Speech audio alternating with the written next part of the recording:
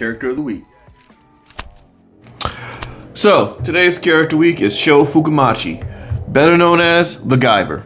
The Guyver is a bio armor alien tech mass weapon thing, whatever, but that basically has a human host, which is what Sho is. Together they make the Guyver. If Venom and Iron Man had a love child, that would be it. Yeah, so the Guyver fights these other alien creatures called the Zoonoids, which are kind of like these experimental human-alien hybrid animal things that are on Earth. He fights them. Typical enhanced armor abilities, such as like speed, non-invulnerability, except for like his one weak spot, which is obviously like that round metal helmet and a certain type of metal that came from the alien planet that he came from. Agility, durability, sometimes flight, armed with forearm blades, like these weird like blades that come off the tip of his elbow, so he does forearms, slices. One of its abilities is to copy the DNA of the host in case any serious injury, that they can regrow limbs, or sometimes, depending on how badly the damage is, if at a certain point, regenerate the person all over again, essentially making a clone.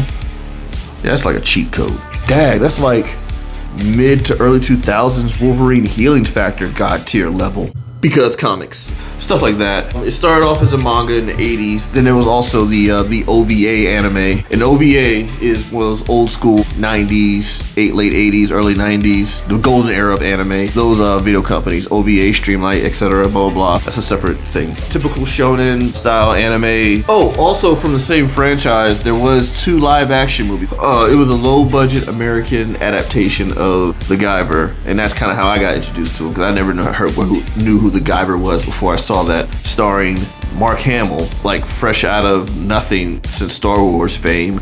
You know it's bad when Jimmy from Good Times actually gets more airtime and more billing than you do. And this is him, yeah, as a Zoonoid. Hey, that's racist. There was a line, I kid you not, that made that movie the funniest movie I've ever seen in my life. It's bad if you look like Ninja Turtles 3. This line, "I've been rejected by death." Like, yo, he probably thought that was a cool thing to, oh my god, it was so corny.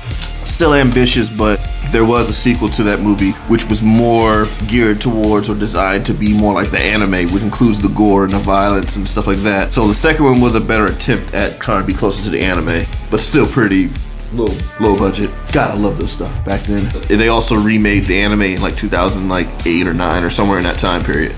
Now, when you list the tiers of anime, especially as far as like, I guess like the mech era of anime, the Guyver isn't really mentioned in that, but it's kind of like an underlying classic. Those who do know about it fucking love it, and those who don't know about it, they kind of heard of it, but they never actually seen it, or they see mostly like clips and advertisements of it. So I do feel like the Guyver is one of those underrated animes.